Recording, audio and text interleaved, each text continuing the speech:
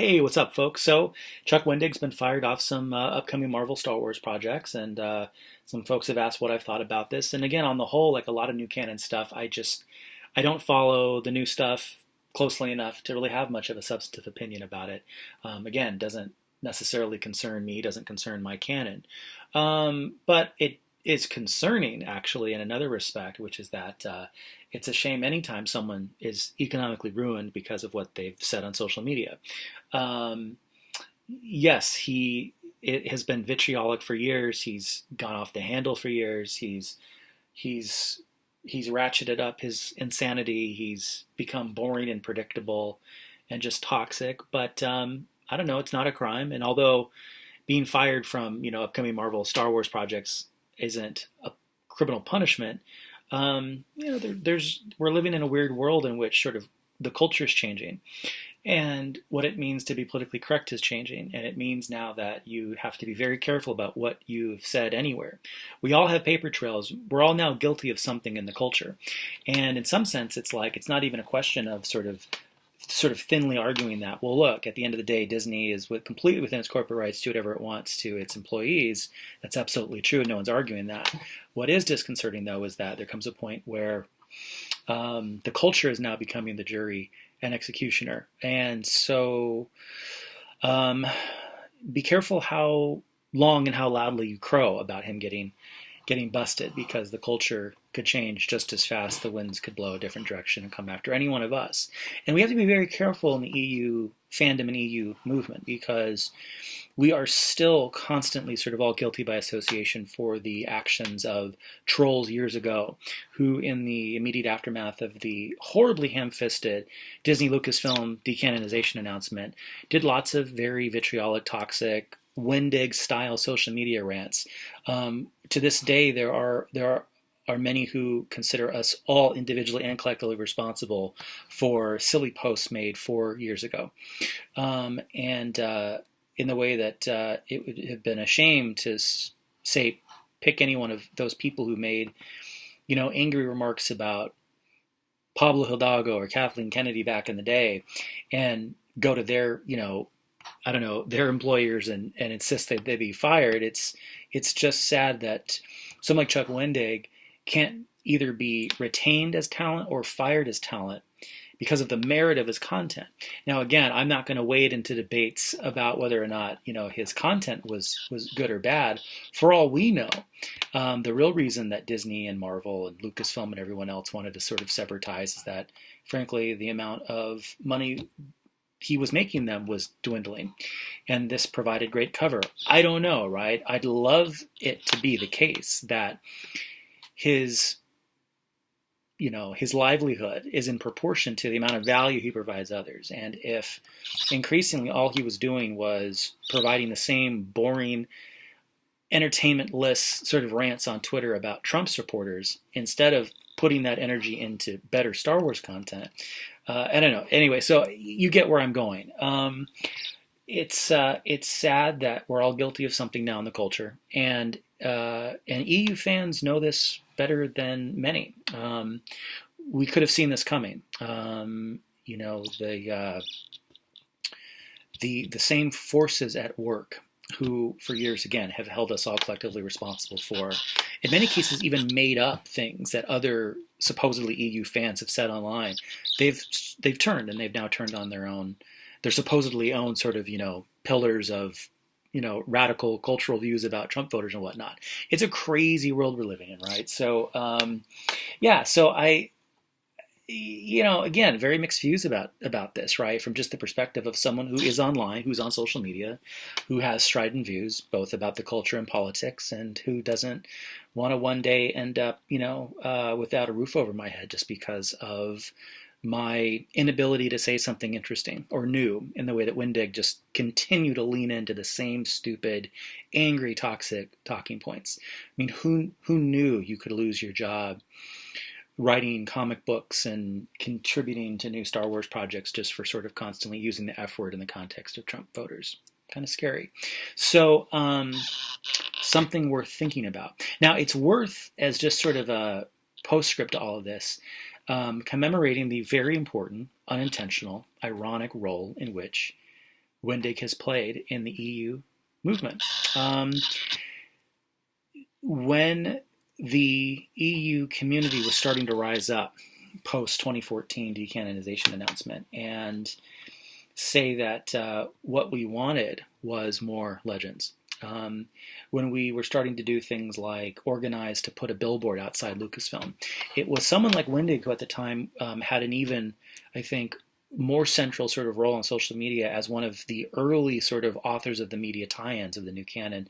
Had sort of an early role as kind of an early, I don't know, platform for lots of ideas. I mean, in some sense, like his social media space became the one of the main platforms for EU fans to engage something from the new canon. I mean, think about it. You had Pablo Hidalgo out there who had sort of started out of the blue to sort of turn against Star Wars fans and who was being sort of vicious. You had Leland Shee, who for years had engaged fans on the Star Wars forums who had completely gone underground. I mean, he seemed to disappear forever. Some of the few folks from Lucasfilm you could actually engage with online included Chuck Wendig. And I actually tweeted at him a number of times and we had some back and forth and it was all fairly polite. Although I always got the sense like he was never entirely taking our side seriously. He would provide lots of great arguments for how the fans of the EU should learn to just sort of get beyond it and to sort of find ways around their lack of legends. And I'd often, tell him that that was really great advice that he could also give fans of the new canon, of his stuff when Disney inevitably rebooted the new stuff, which of course they will in a number of years. And he again sort of totally understood that, yeah, that would be true. So there was a funny sense in which for a while he was a total pragmatist. And although he was defensive clearly of his work and of his role in the new canon, and didn't appreciate the fact that the entire Star Wars fandom didn't just sort of immediately completely turn on the EU and come over to the new stuff, he was surprisingly sort of open-minded about what could be done. He even from time to time offered some constructive thoughts on what realistically might happen. He used to say that it was possible that there would be a sort of a final brief sort of way of wrapping up the EU that may may come out someday officially. And again, like I don't think he appreciated at the time that frankly, that would have been great. That probably would have shut a lot of us up. Anything to sort of give us just one extra go, one way to sort of wrap things up in a sort of a narratively more coherent way than the way that Lucasfilm sort of left the EU storyline sort of open-ended at lots of points. So again, it was fascinating to see the way in which he gauged the EU, fascinating ways in which he tried to sort of think through some constructive, realistic ways in which Lucasfilm might try to wrap things up. When you think about it in retrospect, he was almost trying to sort of prep the EU fandom for what was realistic, which is not a horrible thing. Clearly, in the aftermath of the 2014 decanonization announcement, the EU fandom was revved up and probably arguing lots of really crazy things, right, about what it realistically wanted. There were still some back then who actually thought that Disney might someday completely replace the new stuff with the old stuff again, when in reality what the mainline thinking of the EU fandom has always been is to build a movement to convince Lucasfilm and Disney to continue Legends along a parallel story path with the new canon. How did he play a really important role, though, beyond all this in the EU? In the aftermath of the billboard, where the EU movement, through forces that ultimately coalesced into the Twin Suns Foundation, a great EU-focused charity that promotes children's literacy and donates Legends books to children's hospitals and other places, he said directly to that movement and to its followers and contributors that great, love the spirit, but you guys just blew X number of thousands of dollars on this symbol when you could have put that to charity. Well, the Twin Suns folks, they took that challenge seriously and said, great, you're right. We have sort of like, we've sort of like demonstrated proof of concept here that there is still a hungry demand for EU, for more Legends, to the point that, as I've often argued, we are so hungry for more Legends that we were willing to spend money just so that someday we could spend more money on future Legends books, right? We were so desperate to spend money on Star Wars content that we created our own Star Wars advertisement, right, to prove just how much money we want to spend on future actual products, right? So again, like, his sort of ironic sort of, idea that for us that what we ought to do is turn that into charity, we said, you're right. We love that idea. And the folks that started Twin Suns um, have have risen to the challenge, and I think have not just sort of helped children's literacy, have not just helped children's hospitals, but have helped the EU movement by keeping it alive, by keeping it positive. Ironically, something that Wendig was unable in the end to do. So, yeah, I guess the more I think about it, in some sense, this marks a really important sort of milestone in the history of the movement to return legends. We are starting to see the folks that told us that we were crazy they've now out crazied us, right? The folks who basically argued that we may one day sort of just be completely ignored for all the insanity in our movement, right? Have now been let go by the forces we're trying to lobby to see our stuff continued. Funny things are starting to change. On the one hand, I think it's too much to argue, as some have, that Wendig being let go is in some sense like a sign that Disney is finally listening to us, the fans. I don't think so. I think there's more to the story there. Again, it could be as simple as he's just not making as much money for him, or they have a morality clause in their contract that just says, after 300 uses of the F word in 5 minutes on social media, it's time for you to go, regardless of who you are. But again, although it's not something that I think we could directly point to as a sign that they're now listening to us, it's clearly a sign that the old idea that I think scared many on the EU side, that there were folks at Lucasfilm and the new Disney Star Wars that have life tenure, I think it's blown that up as just a myth. And I think, frankly, that the Pablo Hidalgos and whatnot, the folks that seem to have turned on the fans, I think they must be running slightly scared. I bet the anxiety is palpable now at Lucasfilm. So I wouldn't be surprised if we see less social media engagement, frankly, and that's going to be a good thing for all of us. I think, frankly, social media has been a huge drain on the EU movement. I think it's a helpful tool in some ways.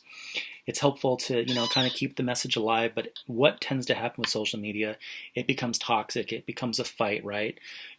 I think, if anything, the new hashtag shouldn't be Save the Expanded Universe, it should be hashtag just remember not to be as crazy as Chuck Wendig. And I think if we do that, I think we will once again prove that I think our greatest strategy is just the fact that we can go the distance. We existed as a fandom for 37 plus years before the decanonization. We have been here from the start. We will be here way after Disney reboots its new canon. We clearly have now already lasted longer than Wendig. Fingers crossed that we'll outlast Pablo too. And that someday Leland Shee will finally sort of come to his senses and realize that yes, indeed, legends can continue along a parallel path. And no, Lucasfilm didn't decanonize because they wanted to put Chewie in the movies and not have him talk. Give me a break. So in a weird way, the more I think through this, I think that the Wendig firing is a certain success if properly understood. But it's also worth remembering not to crow too much over this, because I think the same forces at work are the same forces that I think have come after us for a long time. And I think that in a weird way, we can show at least some solidarity with Wendig by thanking him for his role in inspiring us to sort of found Twin Suns Foundation and other charitable good works to the EU. And I think keeping him in mind as a model of, frankly, at this point, what not to do. Keep it positive. We can go the distance, and we will someday be able to finally hashtag Save the Expanded Universe.